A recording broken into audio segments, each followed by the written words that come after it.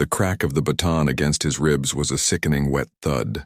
It stole the air from his lungs, but not the cold, calculating calm from his eyes. Officer Roy Baker stood over him. Breathing heavily, his police-issue baton held like a club. "I told you there's a price to live in my neighborhood," Baker spat, his voice a low, toxic growl.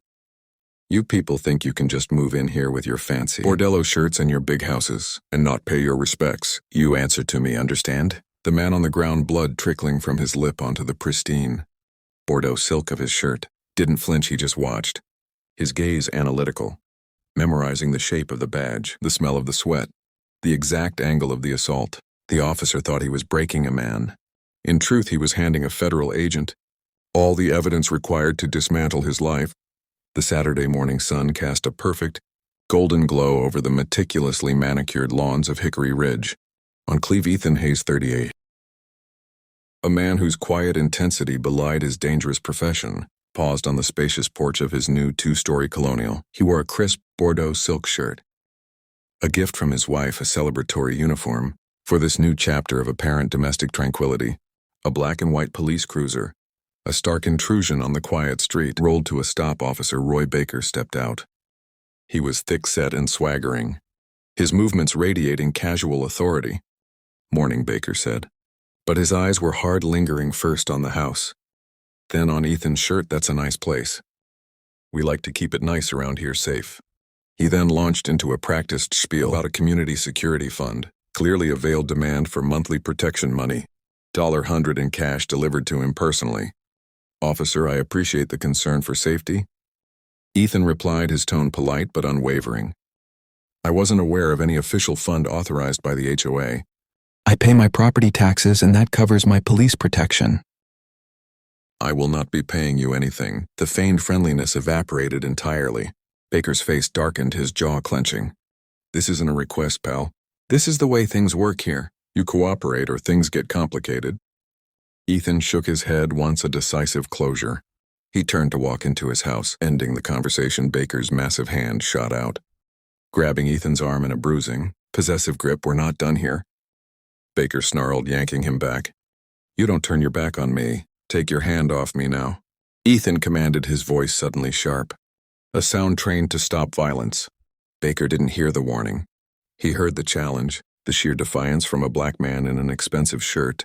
Moving into Baker's territory was an unforgivable affront. He unclipped his heavy black baton. "I said you're gonna learn some respect." Ethan, a trained federal operative, immediately went into defensive mode, raising his hand slowly, palms open. "Officer, you're on duty. You are being recorded. Think about what you are doing." He needed the visual proof, the confirmation that Baker was the aggressor. Baker ignored the warning, consumed by rage and entitlement. The first swing of the baton whistled past Ethan's head. Ethan moved with the liquid speed of a professional, avoiding the blow. He needed Baker to commit to the assault. Frustrated, Baker lunged with a two-handed thrust. Ethan sidestepped and, using minimal force, delivered a precise, non-damaging nerve strike to Baker's wrist. "You're resisting assault on an officer," Baker screamed, finding the false narrative he needed. He swung again, this time with a primal scream of fury, connecting with devastating force just below Ethan's armpit. The crack of the impact was sickening. A searing white-hot pain exploded in Ethan's ribs. He staggered back, spitting blood onto the Bordeaux silk. Baker, seeing the nearby neighbors reacting, quickly regained control. He lowered the baton, breathing heavily, playing the role of the besieged officer. "Get on the ground. You're under arrest for assaulting a police officer."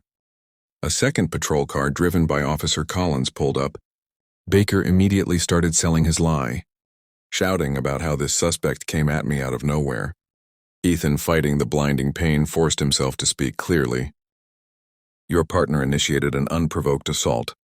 He attempted extortion. I demand you call your supervisor to the scene immediately." "You demand nothing," Baker roared, his eyes wild. He unclipped his handcuffs and violently twisted Ethan's uninjured arm, ratcheting the metal cuffs excruciatingly tight. Ethan submitted, though his body screamed to fight back. He knew that resisting now would only validate the false charges. He was shoved into the back of the cruiser. Inside, Ethan leaned his head against the cool glass. He wasn't a victim, he was an Agent Vanguard. and he had just secured the evidence he needed. The subject was compromised. Phase 1 was complete at the Oak Hill precinct. Baker paraded him to the booking desk, then threw him into a small, filthy holding cell. I'm writing the report of a lifetime. Baker gloated, standing outside the bars. You're going away for years. When finally allowed to call, Ethan used the provided phone but whispered into the receiver, shielding his mouth from Baker's view. He dialed a secure direct line. This is Vanguard, he said. The package is compromised. Hostile local contact, requesting an immediate cleanup crew for a Black Pond situation. Local precinct, Oak Hill, Maryland. Arresting officer is Roy Baker, badge number 714. In Washington, D.C., Deputy Director Marcus Sterling, Ethan's longtime contact, recognized the extreme urgency of the Black Pond Protocol. An agent was domestically captured and compromised. The FBI machine roared to life. Tactical team sort were mobilized.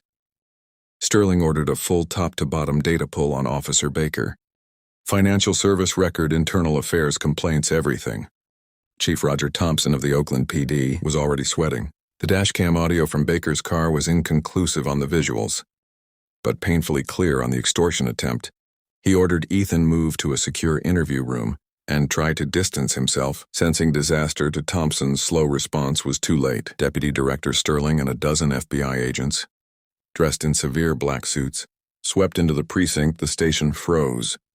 Baker, still buzzing with false victory, walked out of the cell block and straight into the federal dragnet. Sterling's gaze locked onto him. That's him, Sterling stated flatly. Two agents flanked Baker instantly, yanking his arms behind his back before he could utter a protest. Who the hell are you people? Baker stammered, terrified. Sterling presented his ID. Deputy Director Marcus Sterling, FBI.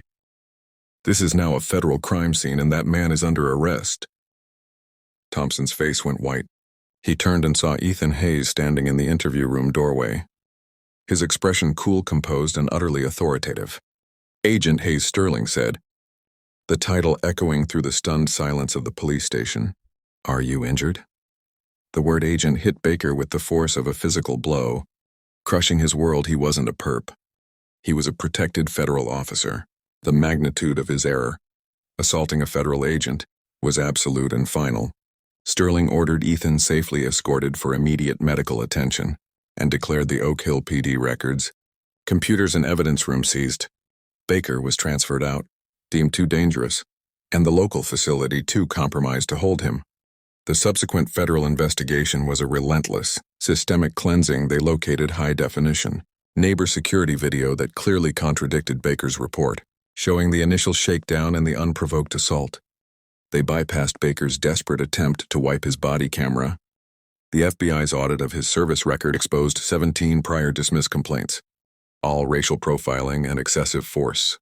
A clear pattern of deprivation of rights under color of law. Ethan Hayes' testimony, clinical and detailed, despite his fractured ribs, sealed the case months later in federal court. Roy Baker sat alone. The evidence, the video, the audio, the medical reports, the pattern of corruption was irrefutable. The jury found Roy Baker guilty on all federal charges: deprivation of rights under color of law, extortion and assault while on duty, obstruction of justice, falsifying reports and destroying evidence, and aggravated assault. For the injuries inflicted on Agent Hayes, the presiding judge sentenced him to a stern 4 years and 6 months in a maximum security federal prison, ensuring there was no early parole opportunity. You violated the public trust and betrayed the shield you were sworn to uphold, the judge stated. S. Baker was led away, ruined and defeated. His eyes met Ethan's in the back row. Ethan, healed and composed in a different but equally smart shirt, offered no expression. He was simply the quiet sentinel of a justice system that had finally, inevitably been enforced. Ethan Hayes had not just bought a house. He had cleaned up the neighborhood. The fight was over and the law had won.